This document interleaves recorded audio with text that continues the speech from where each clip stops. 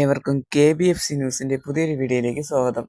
Kerala Blasters FC vs Odisha FC മത്സരത്തിന്റെ ഒരു pre match റിവ്യൂവുമായിട്ടാണ് നമ്മൾ ഇന്ന് വന്നിരിക്കുന്നത്.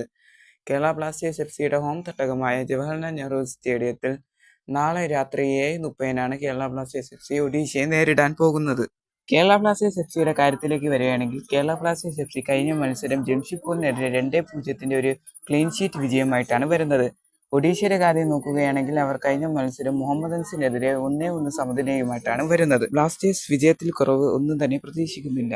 അതുപോലെ തന്നെ ലീഗിൽ കേരള ബ്ലാസ്റ്റേഴ്സ് FCക്ക് ഇനി അവശേഷിക്കുന്നത് വെറും 3 മത്സരങ്ങൾ മാത്രമാണ്.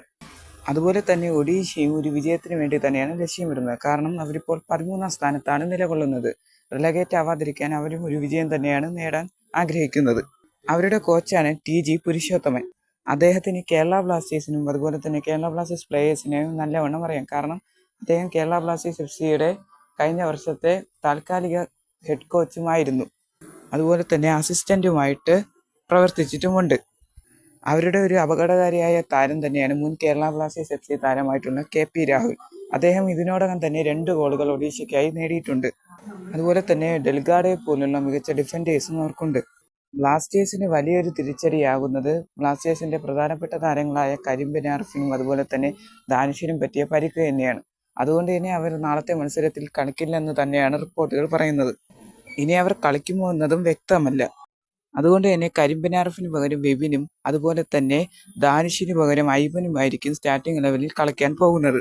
ബ്ലാസ്റ്റേഴ്സിന്റെ പ്രതീക്ഷ ഫാളു അതുപോലെ തന്നെ ഫ്രാഞ്ച് എന്നിവരിൽ തന്നെയായിരിക്കും. അതുപോലെ തന്നെ മിഡിൽ വിപിന്റെ കോൺട്രിബ്യൂഷൻസും കേരള ബ്ലാസ്റ്റേഴ്സിന് നിർണായകമാകും. വിങ്ങിൽ നിഹാലിന്റെ കോൺട്രിബ്യൂഷനും അതുപോലെ തന്നെ നോക്കിക്കാണേണ്ട ഒന്നാണ്. എന്തു തന്നെയായാലും നമുക്ക് കണ്ടു തന്നെ അറിയാം ആരാണ് ഈ നാളത്തെ മത്സരം വിജയിക്കാൻ പോകുന്നതെന്ന്. അതുപോലെ തന്നെ പറയാനുള്ള ഒരു കാര്യമാണ്, നമുക്ക് ഇനി നമ്മുടെ യൂട്യൂബിലെ ലൈവ് ലിങ്ക് കൊടുക്കാൻ സാധിക്കില്ല. കാരണം നമുക്ക് വാർണിംഗ് ഒക്കെ കിട്ടിയത് കൊണ്ട് തന്നെ നമുക്ക് കൊടുക്കാൻ സാധിക്കില്ല. അതുകൊണ്ട് തന്നെ ലൈവ് അപ്ഡേറ്റ്സിന് വേണ്ടി നിങ്ങൾ ഒന്ന് വാട്സപ്പ് ചാനൽ ഒന്ന് ഫോളോ ചെയ്ത് വെക്കുക. നിങ്ങൾക്ക് അത് ഉപകാരമാവുന്നതായിരിക്കും. അപ്പോൾ വാട്സപ്പ് ചാനലിൻ്റെ ലിങ്ക് നമ്മളെ പ്രൊഫൈലിൻ്റെ എബൌട്ട് സെക്ഷനിൽ നമ്മൾ കൊടുത്തിട്ടുണ്ട്.